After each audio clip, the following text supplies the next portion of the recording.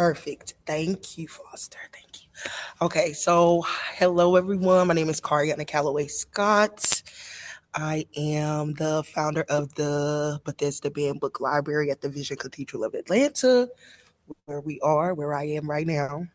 Um, this is methodologies for sacred study. Right now, we're meeting with Mashaun D. Simon. In a while, after I give a little spiel, they're gonna introduce themselves. But I just want to give a little spiel. So, the Bethesda Band Book Library was founded last year, a few weeks after Helen L. Stewart, who is a Black feminist who is known for her labor efforts with the Combahee River Collective. After she passed, she was a student at Brandeis University, my alma mater. She helped develop some of the early conversations, papers, writings about feminism, womanism, women, gender, sexuality studies. She helps orient some of those conversations as a graduate of Brandeis University with a degree in Black Studies and Gender Sexuality Studies and Fine Arts. Um, I bring to this field of study or this school of thought that training of Black studies, Black feminism, and fine arts. This work and this session, this collective of scholarship or collection of scholarship is born out of a tradition that has long happened. We all know that the Black church, especially, and the church has been a like scholarly third space for as long as people could collect to read and read the Bible. So I'm joining in that lineage of like curating a space for scholarship within the church, especially curating a space within a Black queer church in the city, and inviting folks to speak about their work and the ways that they develop their works and the ways that they think about their work. And also to just be in conversation with folks about what's going on, to also provide some type of like framing and orient to the contemporary moment. We are living in some scary times, and I want to help as much as I can with what I do have. And so that brings us to today's conversation with Mashaun. Mashaun, can you take it? Can you tell us who you are? Can you tell us what you're thinking, how you're feeling, what's going on? Sounds good. Sounds good. Thank you so much for Mhm. inviting me to be a part of this conversation. Thank you for honoring me and affirming me in the way in which you have, Mhm. because I don't take these opportunities lightly. Um, I, I'm fully aware that I have a big brain.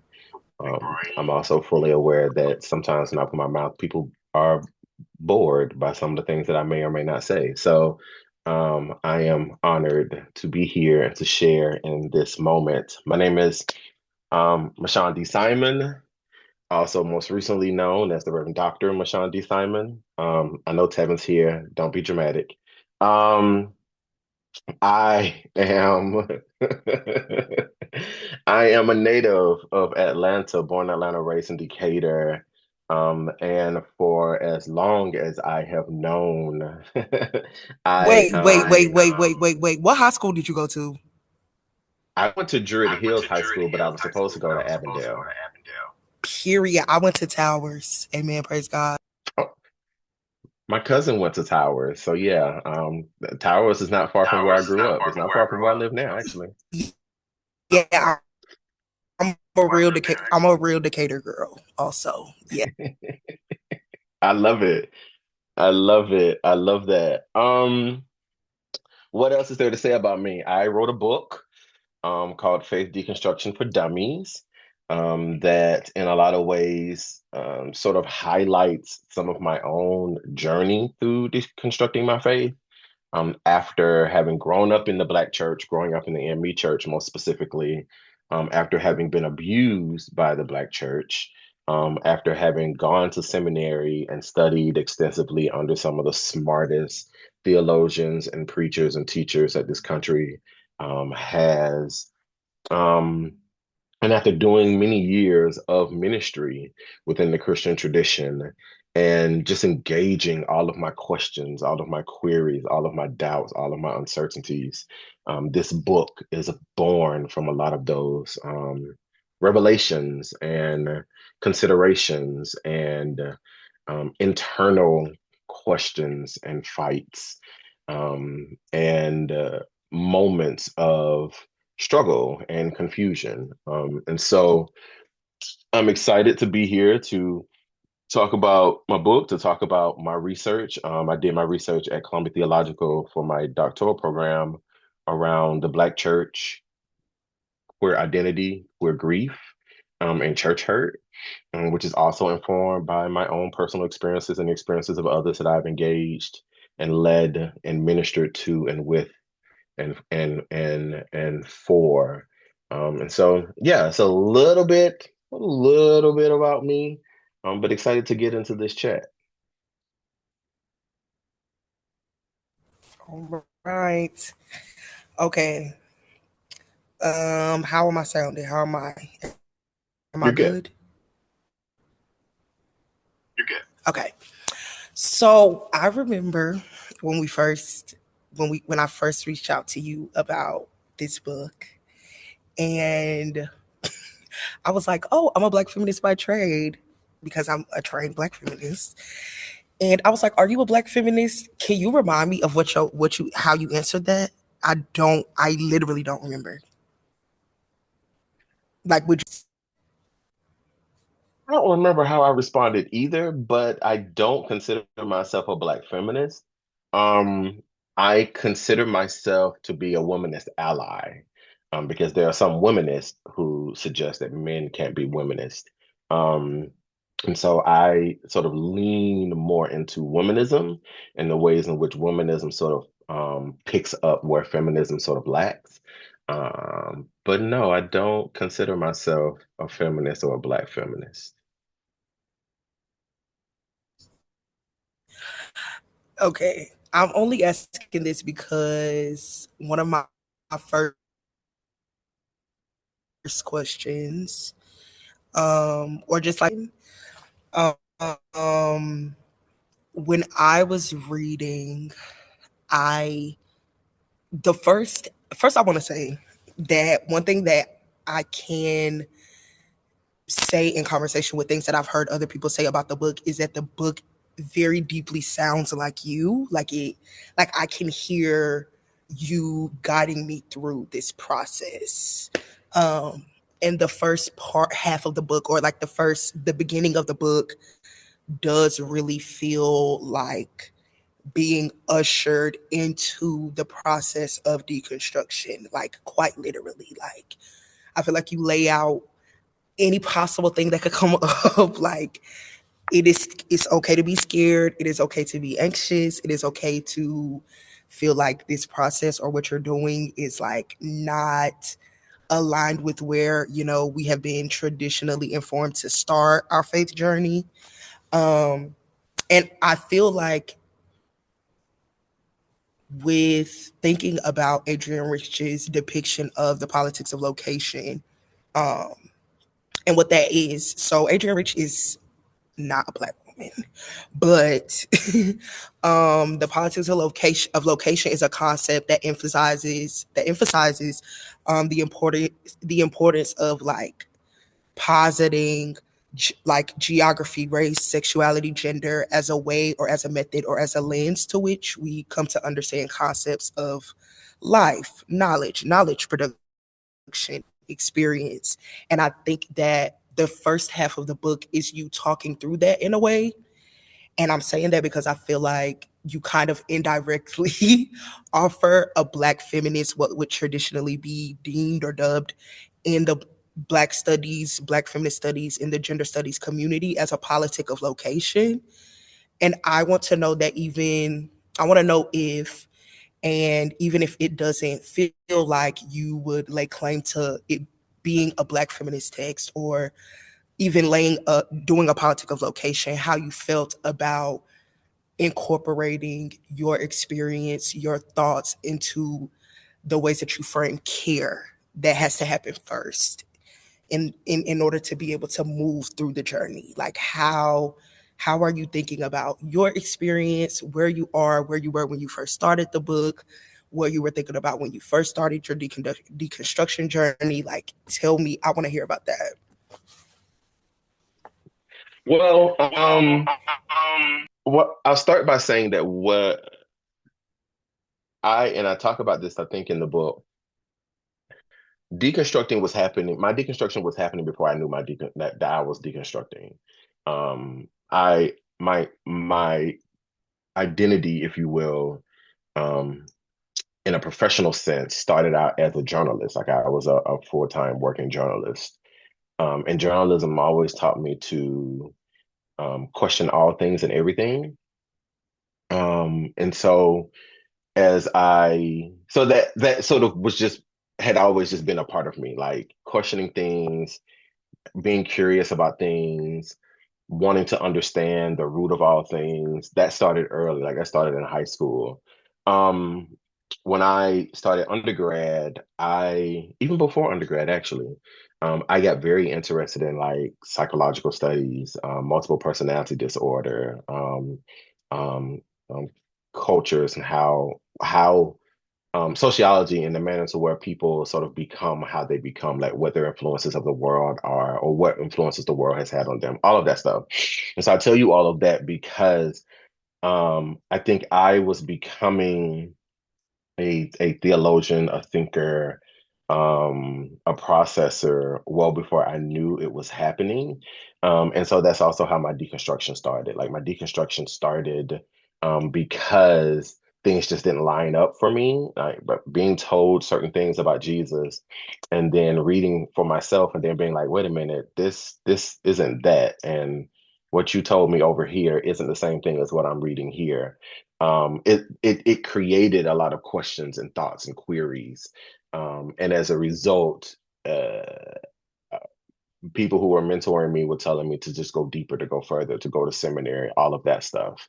Um, so that's really where it started for me. That's really where deconstruction started for me. Deconstruction started for me uh, uh, during a period of time when I was even a member at the Vision Church many, many years ago. Like I was always just questioning, always just digging, always just inquiring. Um, so all of that led to me writing this essay for Collegeville Institutes for their emerging writers program. And by writing that essay while at the same time pastoring, I had some other very real questions. And what was happening for me was this revelation that what we saw in Christianity, some of the tenets that we saw in Christianity were some of the tenets that I was seeing in Islam, were some of the tenets that I was seeing in Buddhism, were some of the tenets I was seeing in Hinduism. And so why does it sound like um, everybody's saying the same thing, but then everybody's arguing about who owns truth, who owns history, who owns the right to say what is and is not. Um, and so when I got approached to write this book because I wrote the essay, and the first thing I told them when they approached me about writing this book is one, I wasn't interested in writing this book because I didn't feel as though I didn't feel comfortable enough to be writing about deconstruction because I was still deconstructing. And two, if I were to write this book, I was going to write it with care. I was going to write it for people who had some of the same questions that I had. I was going to write it for people who were uncertain about the things that they had been told all their lives that just didn't seem to line up anymore. I was going to write it pastorally because uh, I thought that was the responsible thing to do. I was going to be very intentional about um, being responsible with the responsibility of this work. And so that's really where it all came from. Like, that's really what the motivation was. When I started writing this book, I wasn't writing it or thinking about it from this perspective um, of being uh, from a certain lens, if you will. I was writing it from what do I believe people need as people are working through the stuff that they're working through? And also, how do I keep people from attacking me when they read it so that my DMs don't accuse me of being all sorts of things. And so that's really where a lot of it came from. But at the root of it, I care about people, and I wanted anyone who was going to read this book to feel like it was worth them reading, to feel like they could get what they needed or wanted from reading. And writing it in the For Dummies format seemed to make it, because they provided for me a format, it seemed to help me in the process of laying it out in such a way that was accessible, because their format is very accessible. Yeah, I'm interested in that because so I took the train here. I took the train here from Fairburn all the way to the city. And on the train, just and I usually take the train. Um and I get anxious because when I'm on the train, I'm reading the book. Like I'm reading. And I get anxious when I'm see people looking at me reading a book that is called Deconstruction for Dummies. um and literally today when I was on the train coming here, someone was like, "Oh, what are you reading?" And I was like, this book, like I just turned it around for them to see the cover. And they were like, "Oh, that's about Christianity." I'm not gonna hold you. I was embarrassed because I was just like, why is it and this is also to the thing about the politic of location and also the Decatur thing because I was getting off at the Decatur train station. And I think that people seeing a cover, people seeing a framing of with the Deconstruction for Dummies. I also was talking to um my uncles about this, about how there is a generational framing around the For Dummies brand. How do you imagine, or how are you thinking about For Dummies and that formatting being an additional aid to like some of the work that you've already, like to some of the emotional labor that it took to do this? Like, see the For Dummies format aiding in some of that, like, or just like maybe, I don't know, like mitigating some of the anxiety around that. Mhm. Um, to some extent, it made it easier to write because they gave me this framework. Because the topic, like I'm fully aware that faith is a sensitive topic for a lot of people, and deconstruction is taboo for a lot of people. Part of the reason why I didn't want to write this book initially, because I just knew like people are very, I've said it time and time again, people are very sensitive about their faith. People are very sensitive about their religion, especially Christians. The babies are fragile. Like the babies are unstable about their Jesus. Um, Especially especially black southern Christians. they're terrible. They're terrible. The babies are I don't understand. I mean, I understand it. I do understand it. At the same time, it's like, again, some of this stuff does not line up. If your Jesus is supposed to be as great and wonderful as he is, then why do you feel threatened about anything that I may have to say that's counter to it? I digress. Um, but the For Dummies format made writing it, for lack of a better phrase, easier. It made it more approachable for me. It allowed me opportunity and space to play. Um, Most of what people experience in the book is because I'm writing it as I'm working it out myself. There are a great number of revelations that show up in the book because I had the revelation at the time that I was working on that page, which I think is also why a lot of people are like, I hear you here in it. I'm working through it as I'm going through it. So the format of For Dummies it did two things for me. One, because this is something, because there have been a lot of people who have said I could have never imagined For Dummies doing a book on faith deconstruction, because a lot of people who know For Dummies know it about technical things. They know it about marketing, starting a business, understanding Microsoft Word, understanding Excel, et cetera, et cetera. And here I am writing about this very serious, very sensitive, very complicated topic like faith deconstruction. And so it's out of the norm for them. It is very much out of the norm for them. And so to do that, um, it's big and exciting and refreshing because it shows that they are understanding where we are right now. I think also because to make a point about where we are right now, one of the other reasons why I said okay to writing this book and doing this book at this time is because of where we are in the world. And I think most people are oblivious to the fact that religion plays a very important role in our everyday lives all day, every day. People like to talk about the separation of church and state. That's not real. Like there's in the history of the United States of America, there has never been any separation from church and state. The decisions that we make each and every day are informed by what we believe about ourselves, and a lot of what we believe about ourselves is rooted in what we've been taught religiously and faith-based.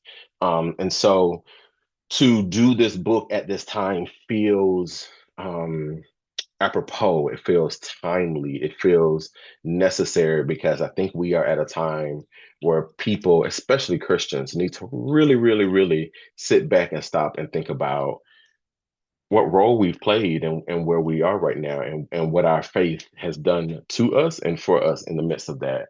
And so doing it and doing it through this format made it a little bit easier for me.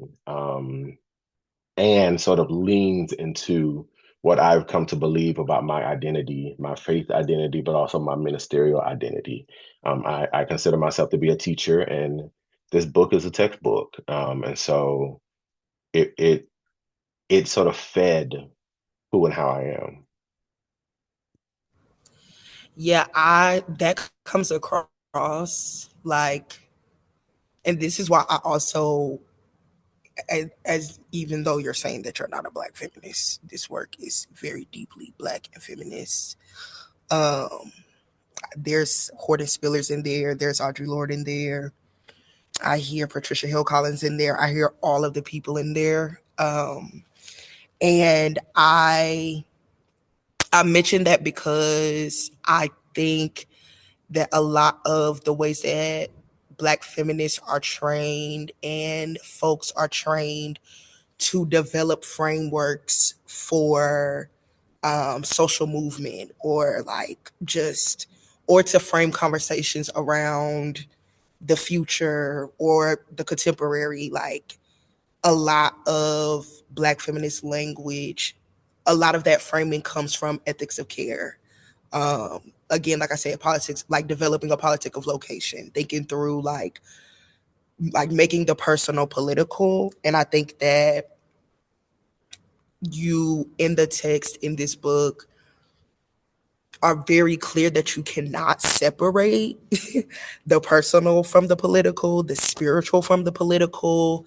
Um, like nothing, just like how people believe that nothing can separate us from the love of Jesus, like nothing can separate us from the state surveillance that happens from being an American, from being a part of a nation, from being present on this earth right now.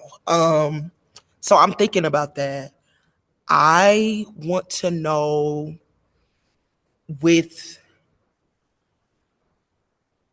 what from the beginning, okay, has this changed? Like, was there, when you first were like, okay, I'm gonna do this book, you were like, this is who I'm doing it for. I'm doing it for the hood.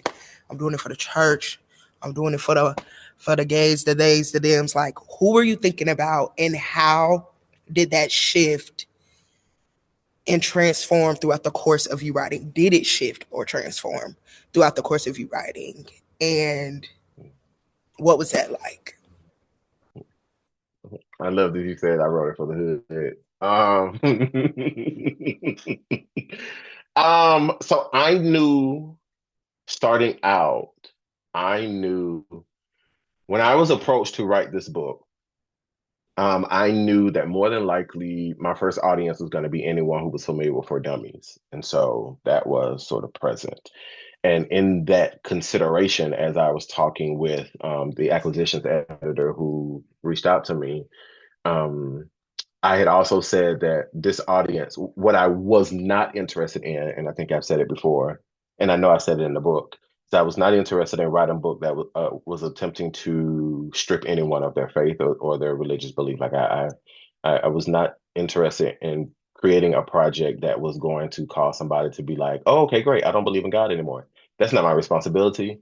That's the responsibility of the reader. But I was also fully aware that there were going to be people who were going to feel some kind of way about the fact that I wrote this book. And so I wasn't interested in fighting with them. I mean, I was like, I'm not here to debate anybody, none of that. And so all of that helped me to determine that early on who this book was for was so anybody who had questions, but had but wasn't sure, anybody who had doubts about the things that they had been taught growing up and needed some type of guidance, some type of understanding, some type of pathway to get greater clarity for themselves. I wanted to empower anybody who was reading this book to get greater clarity about what they want to believe about themselves and about the God that they believe in. If that is God, if that is Jesus, if that is Yahweh, if that is Krishna, if that is the Orisha, whoever it is. Like I wanted to help anybody who had questions to find some clarity that they weren't getting anywhere else. Somewhere halfway through, I realized in doing some of my own research as I was putting this book together, how there are not very many books written for us, meaning those who identify as Black in this world, wherever they are on this globe, and anybody who identified as queer. Like there are not a lot of books out there for us, and so I wanted to figure out how can I center, not necessarily center us, but also write a book that could speak to them. So anybody wanted to pick up this book, whether they were Black, white, queer, Indian, Hispanic, what have you, could engage this book. But with that, myself as a Black man first, um, what are some of my influences? Who are some of my people? So that's why people like Frederick Douglass show up in the book. That's why people like Bayard Rustin show up in the book because they are Black heroes for me. That is why when I talk about Christian denominations, I also lift up the AME Church. I also lift up AME Zion because those are points of connection for me. And then taking that a step further, that is why in one chapter there's a whole sidebar on affirming ministries because I identify as a Black same gender loving individual, and I thought it was necessary to also lift up that these are spaces that are available to people and because I was writing this book while I finishing my doctoral work, and my doctoral work looks at Black church, Black queer, and church hurt, Black queer identity and church hurt. And so all of that just sort of started becoming as the book was becoming. So I would get to a section and be like, I should write about this. Let's do a section here. This is what this chapter was about. Who do I then need to land here? And it just started coming together as the book was coming together. What I had not considered, and I think I knew it, but I didn't quite know it. I had not taken time to stop and think about it. Um, was how much members of the LGBTQIA plus community would resonate with this book. And how much I'm a member of some deconstruction communities online.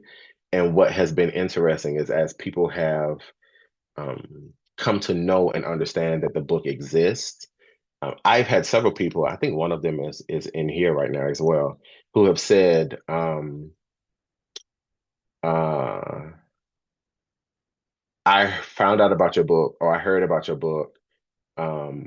And at first I wasn't interested in it, but then once I realized you were Black, I had to get it. And I was like, oh. And so that has been an interesting revelation for me because those are things that I had not considered. In a conversation with a good friend of mine, Christian Smith, he talks about how it was important for me as a Black same gender loving individual to write this book because there aren't many of us writing books on topics like these. And I hadn't considered that as well. And so all of those things have sort of been coming to light for me in the midst of this journey. But to like really get to the root of your question, I it do be that. I wrote it for anybody who had questions, who were doubting, and I especially wanted us, Black people, to see themselves in this book and to be proud to see themselves in this book.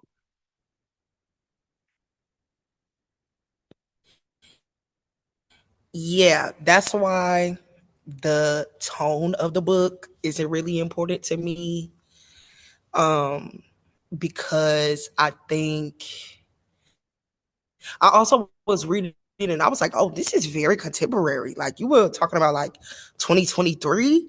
And I was like, period. Okay. This is a real deal Holyfield, theological framing of the world at large. I love that for me, for we. That also makes me think about what you were saying earlier about being a teacher. And I want to know how you imagine your work, how you imagine this work, and what is born of this work, and what comes of the work that you imagine other folks interpreting from this work. Where do you think that work falls in the theological canon? Um, where do you think your work comes in the lineage of Black church study, and maybe just again, like I said, epistemologies about theology? Like, where do you see your work in the lineage and canon of that? Like, you speak about so many different, like you talk about Clara Ward in there. You speak about, again, like you said, being arrested in there. Where do you see like your work being in conversation with Derrida, with other like all of these people that you name in this book? Like, what are you thinking about? That's a good question because I don't know if I have, I don't, the most honest answer is I had not thought about it because I was writing this book while at the same time trying to finish doctoral work, while at the same time just coming out of. So what has not been mentioned is this time last year, I was diagnosed with a very rare form of cancer. And so from this time last year, um, I was in a series of testing this time last year, diagnosed in March, had surgery in April, and from April to June, I was in recovery. And I had started writing this book in January of last year and put it down in February of last year. And so, talk about perspective, like perspectives then were very different than they June of last year. And at the same time, I was also in the midst of having to tell the school that I needed to pause my doctoral work so that I could do what needed to be done for my recovery. So all of that was sort of happening at the same time. All of that, not sort of, all of that was happening at the same time. Um, and so I, at that time, was very committed to once I came out of recovery, I was very committed to finishing the book by the deadline that they needed me to finish the book and finishing my research so I could graduate so I wouldn't have to do another year of trying to get out of this degree program, which was supposed to be a 4-year program, and I ended up doing it in 5. Which is still amazing because a lot of people don't do that. Yeah, I finished the doctoral program in 5 years. I wrote a book on faith deconstruction in 5.5 months. Nobody does that, and I would suggest nobody ever do that. Don't do it, kids. Don't try it at home. Um, but I am also, as I said, a teacher. I'm also a writer to my core, and so writing came easy. But to answer your question, I am figuring some of that out now. There are a few revelations that have been happening. One, that my research that I did my doctor of ministry in, queering grief, is also very important right now.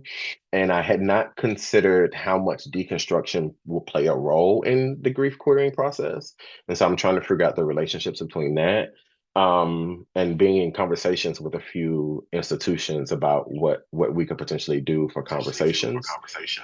Where have you arrived to, sidebar, for that? Like, what is like one thing? Because I have Wait, you have what? You broke up at the end. like I have a thought about grief and deconstruction. Mm, Like have thoughts about deconstruction as a methodology, mm, um, and also I can imagine that methodology. Like part of that methodology is it being like deconstruction as a clarifying agent, um, because that is the effort, the labor, the hope of deconstruction as it is laid out in the way that you speak about it in the book, is that it just is like a tool for clarity.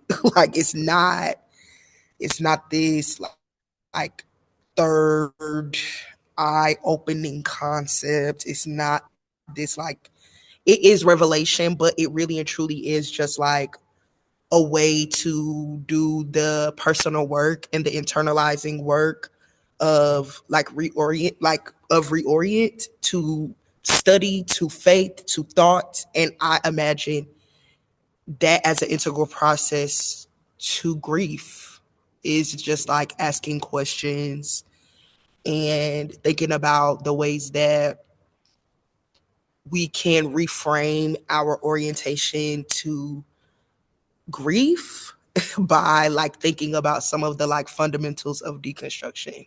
Does that make sense? hmm Yep. And that is very close to the research as well. Like, what I've come to understand about grief is, for a lot of us, we've gotten it wrong. Um, a lot of us have been taught to approach grief as something that you get cured of, that is something that you get healed from. And research, I've sort of this revelation, we don't ever get cured from grief. We don't ever get healed from grief as an on. Yeah, Chris, it is, and deconstruction is as well. And so there's this very real relationship between the two. And so my grief work was centered in how do we reorient relationship to grief? Um, how do we repurpose how we approach grief, but also how do we and reapproach working with others who are grieving? That we're not trying to save them from their grief. We're just journeying with them in their grief. And it shows up in the same way in my deconstruction work. That deconstruction is a journey process. No, it's to an exact end in construction. The revelations have in the construction process that'll bring you closer, to yourself and to God, because you sort of removed all the baggage that had been piled on you, because religion has taught us to fear God, and I don't think that's what God wants.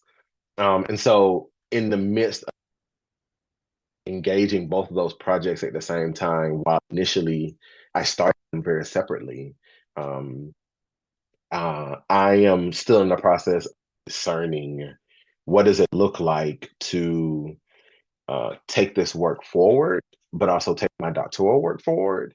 What's the relationship between the two? And full disclosure, some limits that I have, because this deconstruction project, for all intents and purposes, is owned by Wiley. It is owned by the publisher. And so there's some things that I can't quite do for the next years as a result of my book contract, which initially when I signed my book contract, I'm going to be working on queer grief. that's where my mind is right now. Um, and so I'm figuring parts of it out. What I am fully aware, I become part of a conversation. As far as deconstruction is concerned, there are people who are already doing amazing work around faith deconstruction. So I'm not trying to be them. I'm not trying to be them. I'm aware of the work that they're already doing.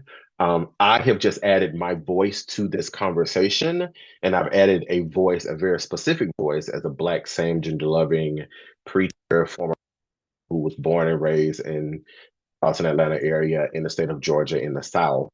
And so there's perspective that I bring that a lot of other people who are doing deconstruction work don't bring, because there are not a lot of Black, same gender loving in the faith deconstruction discourse.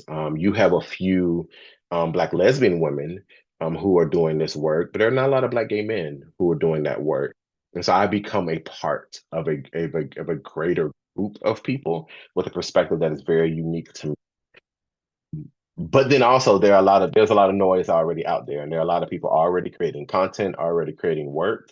And so I'm just trying to figure out where my sort of lands and what fits of all of that. So I haven't fully worked it out yet.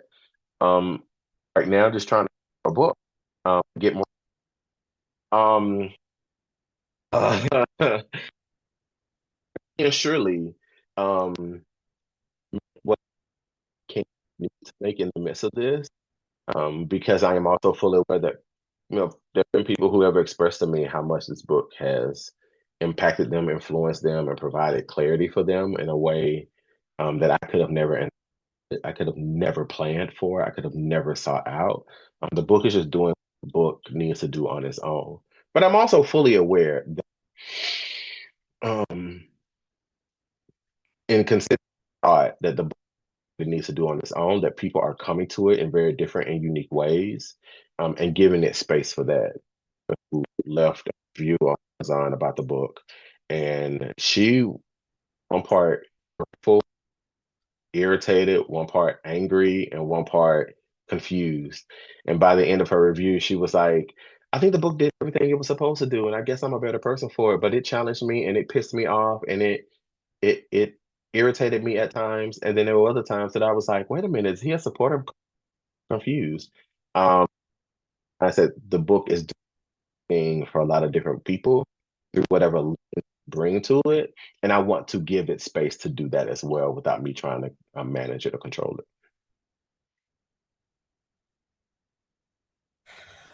Yeah, I'm trying to think. There was a time where I was annoyed. When was I annoyed? I was annoyed when you were talking about. We can talk about that separately, actually. But No, say I'm it. I gonna want to ask. hear No, say it. I want to hear it. I was annoyed when you and when you were talking about them white men in the beginning. Only because I am always like, I know for a fact that there is somebody else who thought something completely different. And that's just how I take to white iterations of thought. Um it's Mark C. Taylor, right? Mark Taylor? That's his name? Yeah, sure. Yeah, sure. I think so. I think so. I was, and I feel like this about a lot of theologians, that sometimes they write from a very specific type of place. And that is why I started off the conversation about politics of location, because again, I think that a lot of it, you speak to this, like you speak to, like you talk about like how Mark Taylor is a precarious person. But yeah, how do you imagine, I don't know, what do you think about that? How do you feel about that? How do you how do you feel about being spoken about as like framing theological thoughts? and the people who may come to contest what you have brought or what your offering was? Oh, good question. I, to be quite honest, there's a part of me that doesn't really care. Um, there's a part of me that just really does not give a damn. And partly because I am fully aware that, as I said, the lady who gave the review, like people come with their own level of baggage. And so there are going to be some people who are just going to be completely closed to whatever is offered in this book. And they're going to try to find all the ways to argue against me. And if that's the case, this book was not for you. Because I am interested in having a very real conversation with people who are interested in being open to the possibilities. If God is as big as we say God is, if God is all of the things that we say God is, then why can't we also open our mind to all of the possibilities that God is? But humanity is just so committed to putting God in this little box because this little box is what makes them comfortable. And I think that robs us and it robs God of all the possibilities. And so my offering of the faith deconstruction conversation is just perspective from my experience, my lens, my understanding, and my effort to provide a tool for those who are interested in having a journey. I'm walking you through something. I'm not controlling you in it. I'm not forcing you to believe a thing or not believe again a thing. I am just a part of what it means to be a mouthpiece for God, meaning I'm a journeyman. That is how I see my ministry, and that is how I understand my purpose and my call in this world. And so I am fully aware that there are going to be people who are just going to be like, "Oh, hell no," and I'm like, by all means, the Lord be with you. But I'm not interested in fighting with anybody about anything. What's the point of fighting about anything? What's the point of being in an argument about things that we just don't know? We have not met God. We are just all sort of operating off of what we think we believe as it's been informed to us and told and taught to us over generations. And I'm just trying to provide and present another piece of that puzzle. Um, I it's 2:58 and I want to be mindful of time and give folks the opportunity to ask questions. Y'all can just type them in the comment section, and I think there's also like a Q&A like section that folks can type things into. If folks have questions, I want to open it up for folks to ask questions. I'll give y'all time to type.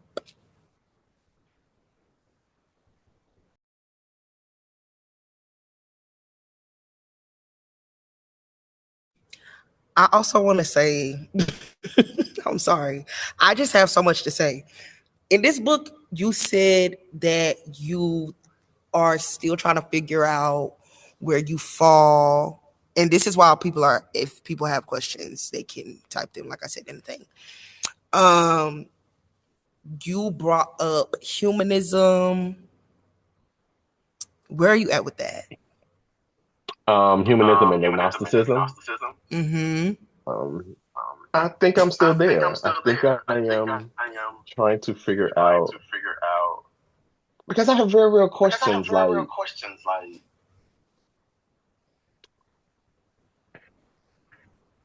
I don't think that there is any danger in suggesting that it's possible that God doesn't exist. I don't think there's any danger in that. Um, and so there have been people who have been like, can't believe you said that. When you get to Judgment Day, well, when I get to Judgment Day, God and I can have a talk about whatever it was. Because at the end of the day, I think I landed in this perspective that uh, from a humanistic perspective, humanism is very rooted in there are some humanists who are like, God does not exist, it's not a thing, wipe it out. There are some humanists who believe that God, believing that religion has only done more harm than good, and so we should just get rid of all religion completely. Like there are some people who that's where some humanists are. I am more interested in the humanist lens that really says whether or not God does or does not exist, there's a responsibility that we should have for each other and with each other. That there's a responsibility of us to caring and providing and supporting our neighbors. And that is where I'm sort of landing on that. I am concerned about mankind, humankind, womankind. I am concerned about you and I and everyone else. And so I'm trying to figure out the best way to do the work that I believe I'm called to do so that everybody can live a full and free and purposeful life. Um, and also because I'm struggling with the humanism piece and the agnostic piece, um, what does it look like to be humanist in the sense of creating space and openness to everybody who may believe a whole lot of things other than what I've been taught? Meaning, Christians are very Christocentric and nothing else matters. And it's all Jesus, Jesus, Jesus, Jesus. And I have no issue with that. But I also believe that God created the Buddhists and the Hindus and the Baha'i and the universal Unitarian Universalists. And I believe that they all have access to God in the same way that Christians do. And because of that, it has caused me to untether myself to Christianity a little bit. I like my point of entry is still um Jesus because that is how I was raised and that is what I was brought up in. And Jesus's ministry I think is an amazing example of what it means to be in the world and to fight against empire and to be focused and committed to community. But some of the other stuff I can do without. Like some of that other stuff I just don't have time and energy in. And so it's causing me to sort of shed a lot of that, but I'm still working through it. I'm fully aware that I am Christian in um foundation. But I don't know if I'm Christian in praxis. Um and so the humanist in me is presenting Is itself a little bit foundation more. is foundation fundamental, like the fundamentals of Christianity, or like is it like the theory of the unconditional love of Jesus? Is that what you're talking about? It's a little bit of both. Okay. All It's right. a little bit of both, meaning my entry point, my foundational entry point, is Christian, because that's how I was raised. That's what I was taught. That is the book. That is where I'm trained. I have a Christian theological education. But some of my ministerial praxis is a little more informed by other. It is part of the reason why there is an entire chapter or two chapters actually on other faith practices. Because as I've been working through this journey, I am pulling on and picking up some of the others, and seeing the parallels between the others that is informing maybe a little bit of an interfaith identity, a pluralist religious identity. I don't know. Um, but Jesus will always be a point of entry for me. Yeah, yeah. I am saying that because again, I think, and we have some questions, and I'm going to get to them. But I feel like the fear that you were talking about is what comes up for me, and what has, like, as a person who is also Southern, very deeply religious, raised religious, and has like had to reorient myself to religion, to theology, to thought, to the world, to study, to all of the things. Um, I think a lot about like what separates me from other folks who may not have a concern about deconstruction or who may not think that they need to deconstruct. And I think the difference between me and them is that I am nosy and I have questions and I want to know. And I am not going to stop until I know. Mhm. And some people like this, some people are safe with like knowing what they know and that's all they know. I am not. And I think that there in like that is why I am an archivist. That is why I am an artist because I'm like I have to figure it out and then I have to share. Um, and that is why this series is important because a lot of people just need to know that one, they have permission to have questions and to have thoughts and to ask them, and that there are people in the world who can give them an answer. Like that, upon researching your book, that it is a space for folks to ask questions about what they think to a very specific person with a very specific thought about a very specific thing. And I think that a lot of folks need permission to be inquisitive. And I think that the academy as we know it and the world that is informed by the ways that the academy functions to put certain people in certain positions, that it makes study um and books and knowledge production and epistemologies, like it makes it harder for people for that stuff to be legible for people. And so it's important that as we work to deconstruct that we're also developing conversation, the questions that they have, and also again just be affirmed in the fact that it is okay to have a question about faith. And I recognize and I hear in the tone of your book that like a lot of people just don't know that they can ask questions. And I'm grateful for that. Thank you for that. One of the questions comes from Tevin. It says, at what point in time do you think Black identity would divorce itself from bibliolatry, if at all? Full disclosure, y'all. Seven is my son, one of my spiritual sons, and so he likes asking these questions and trying to engage me in these conversations. Um, and sometimes I say stuff that makes him a little uncomfortable, but he'll be all right. Um, I, my knee jerk is to say no. Like my knee jerk is to say that here's the thing, and I make this point in my doctoral research that uh much of what we believe as far as Black folk, Black Christians, is informed very much in what we have been conditioned to understand and what empire, the power that empire has had over us historically.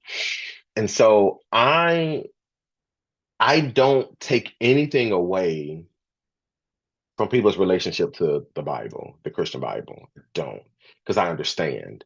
I understand its authority. So in my doctoral research, in my work of engaging grief and queer identity and church hurt, I lift up the Wesleyan quadrilateral. And the Wesleyan quadrilateral suggests that for Christians, most specifically Christians, because I went to a Christian school, how we understand God, our relationship to God, and our responsibilities in the world to the world is through four sources. Scripture is always going to be, according to him, the number one source, the top authority. But scripture cannot be engaged alone. Scripture has to be in relationship with reason, experience, and tradition. And so for Wesley, when all four of those sources are sort of communicating, then it is a better understanding or a better or closer connection to what it is that God is calling for us, because they all have to align. Scripture has to align with reason, which has to align with experience, which has to align with tradition. And when it's all working appropriately, then it is good. And my argument is part of the reason why we are in the issues that we are in now is because we've put one source over another or two sources over another, and we have negated the power of experience. We have negated the power of reason. We have negated the power of tradition.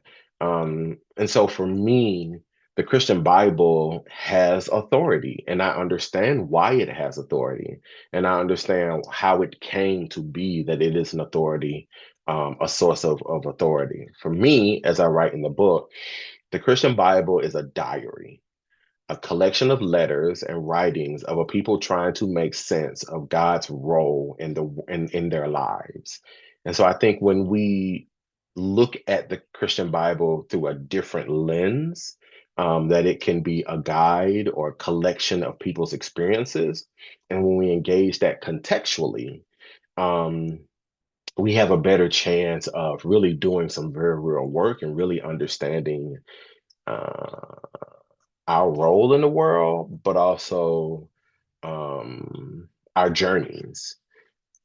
And so, because of all of that, I am not truly interested in us completely divorcing ourselves of the Christian Bible, but I am interested in us divorcing ourselves of bibliolatry. I don't know if we know how to divorce ourselves from bibliolatry, because to do so would mean it could be detrimental for us. It could very well shatter everything and anything we thought we knew. And Black folk don't want to do that.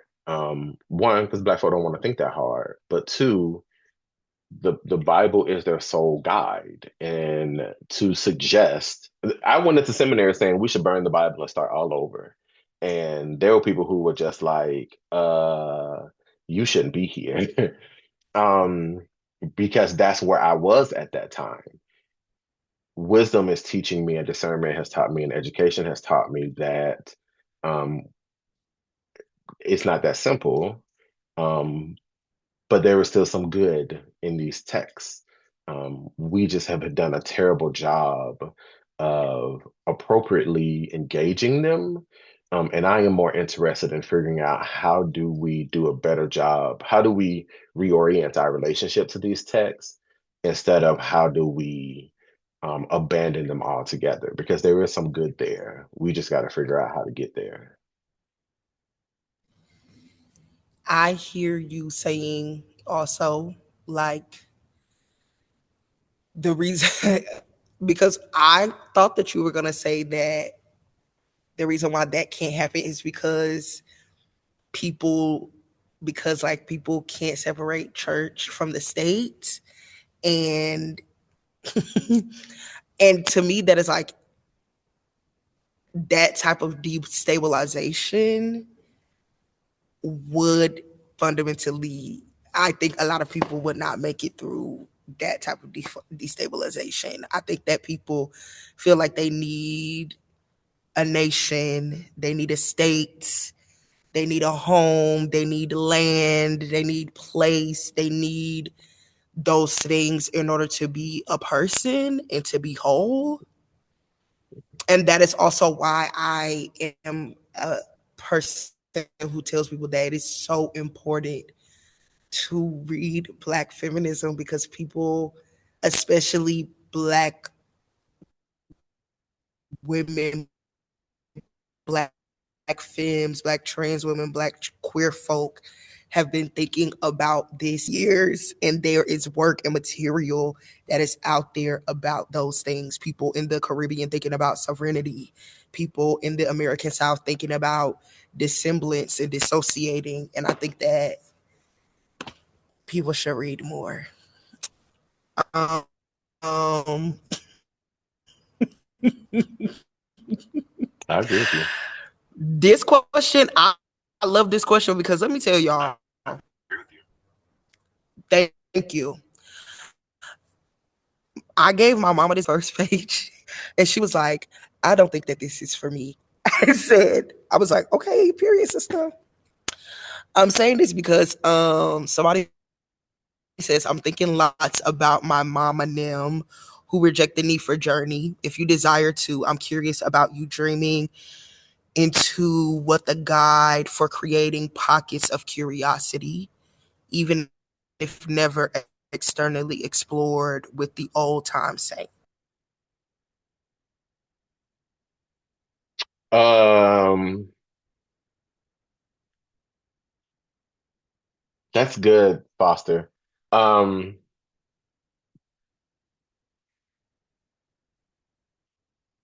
there was a revelation that I had some years ago when I came out. And it was that I had settled on this thought that maybe my mom and them weren't as homophobic as I thought they were, because for generations they had been taught that anybody gay was going to hell. And so then it wasn't that my mama was against me being gay, it was because my mama didn't want my soul to go to hell. That my mama was concerned about my soul salvation and not anything else.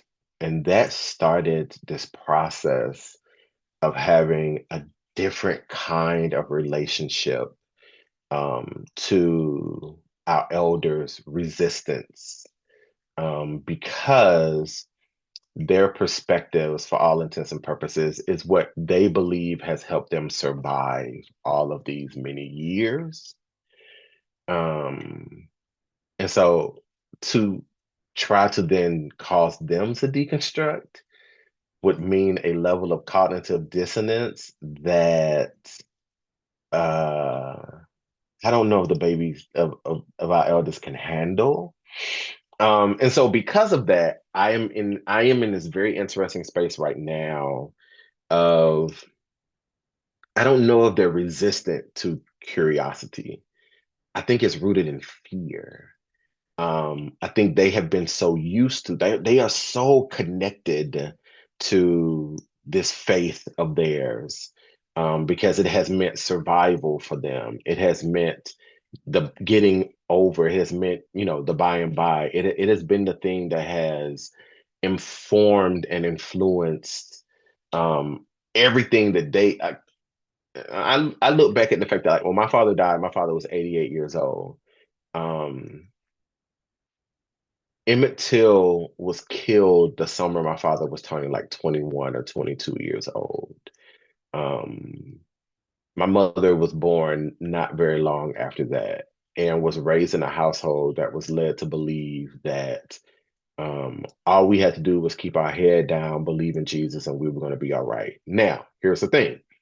Part of the reason why they believe that is because of the powers of empire and white supremacy, because we have been conditioned to believe that our reward is on the other side instead of getting our reward right now. And so that thing is so ingrained in them that I have this different lens around their experience with curiosity or their resistance. Like, my mother told me when she found out I was writing this book that she wanted to read it, and I was like, "No, girl, you ain't got to. Like, we good. You ain't you ain't got to worry about it. Like, I just want you to have a copy because you my mama and I want you to be proud, but you ain't ever got to flip the pages of this book because I know what it's going to do to her and for her, and her faith in Jesus is very, very strong and very at the depths of her.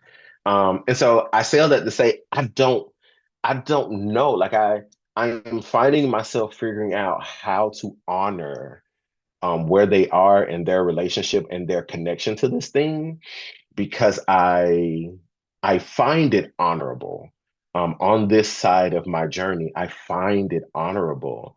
And even though for some people they may perceive their position as blind, I'm fully aware that it is what has helped them get by. I think we are now at a time where that just doesn't work anymore.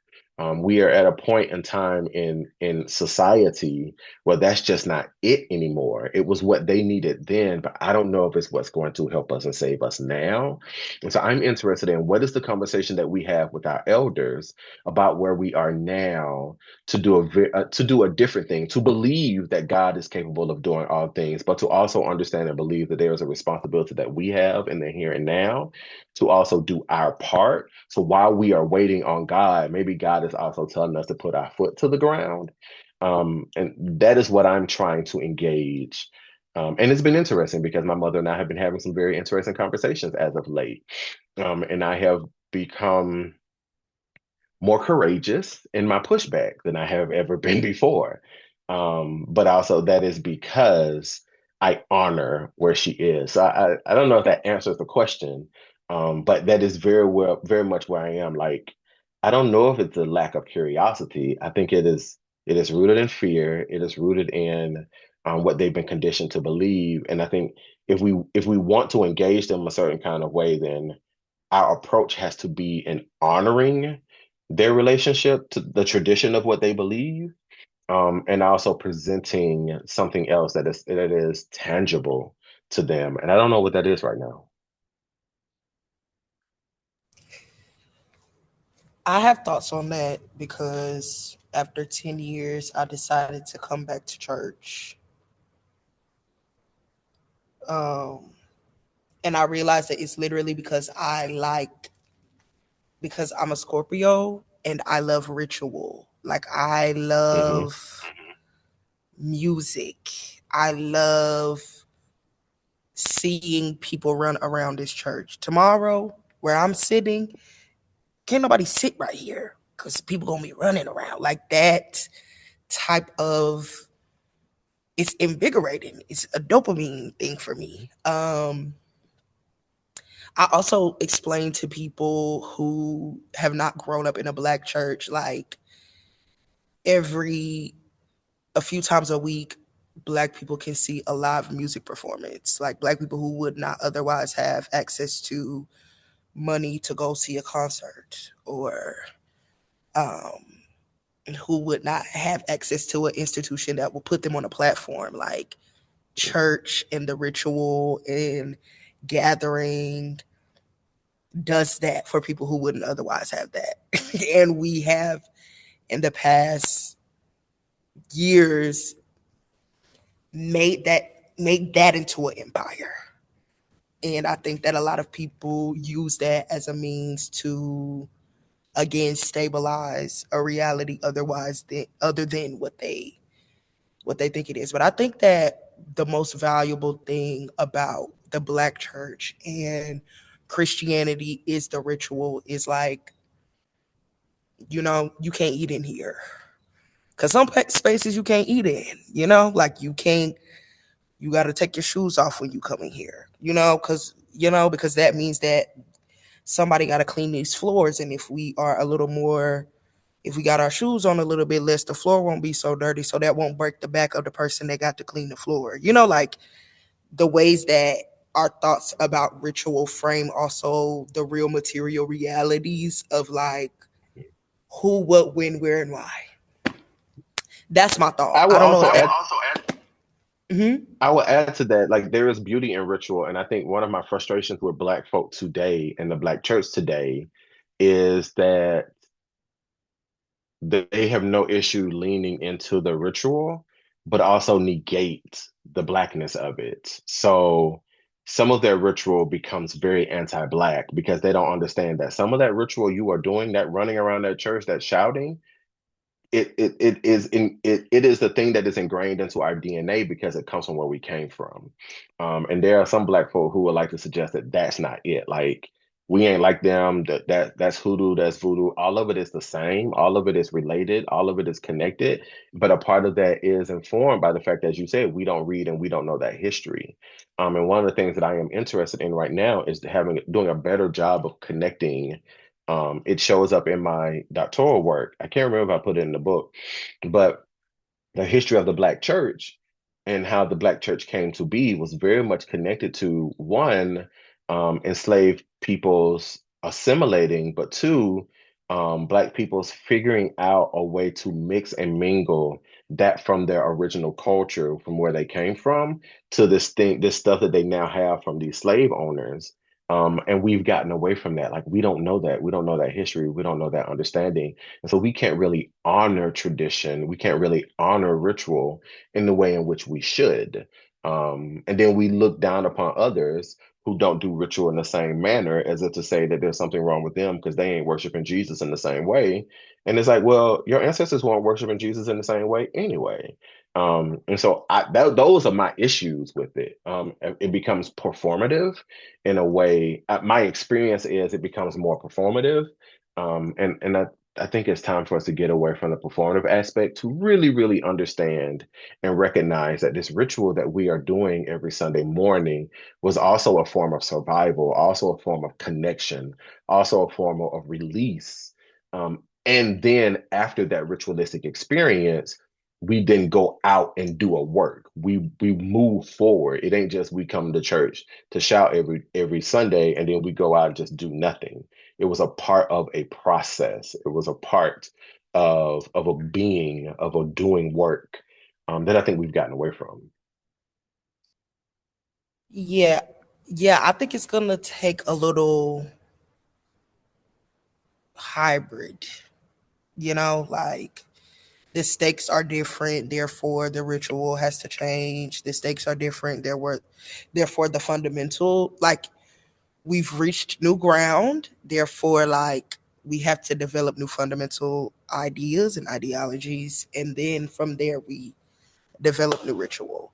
And I'm thinking about that because I'm literally sitting inside of the Vision Cathedral of Atlanta, and the Vision Cathedral of Atlanta is a very deeply Southern church. Like the ritual is a very deeply Southern Black ritual. And it's interesting the ways that those things show up in this space. And I would love to talk to you more about that later. It's We can. 3:28. I don't want to keep anyone beyond the time that they need to be here. I want to thank you, Mashaun, for this. This has been absolutely chaotic in planning, and you have been so diligent. You have been so diligent and so present with me. I have crashed out in the planning of this, and you have handled me with the care of 1,000 ancestors and elders. And I'm so grateful for that. I'm so glad that folks came. I didn't know that we were gonna have such a wide turnout. 15. I think we got to like 50, like 11, 12, 15, 36 people. Amen. Praise God. Not literally, figuratively. I imagine that people will be looking at this. This was recorded. So we are gonna see you later. Um, and yeah, thank you for coming. Thank you for doing this. Um,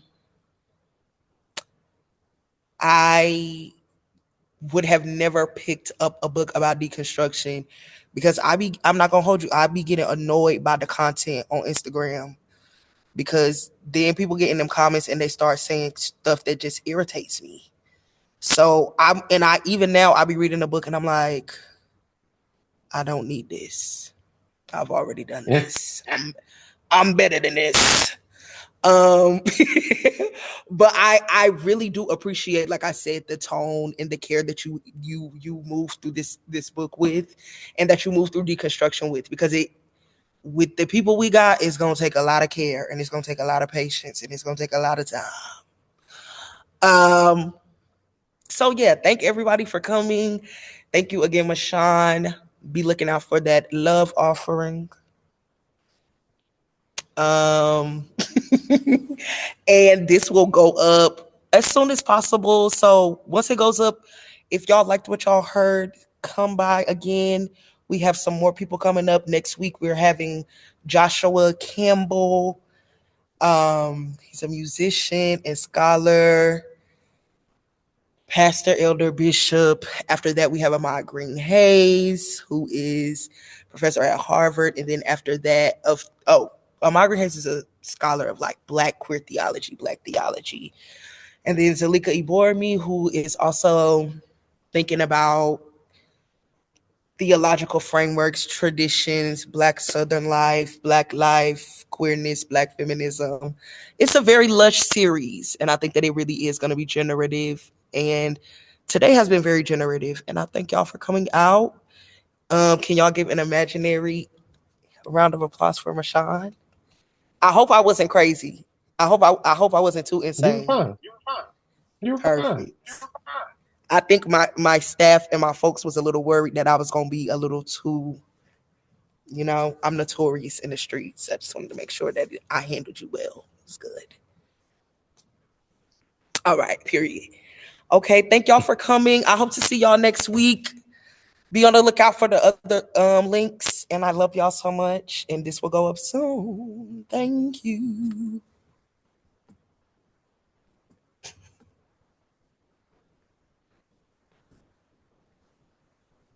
You're so silly.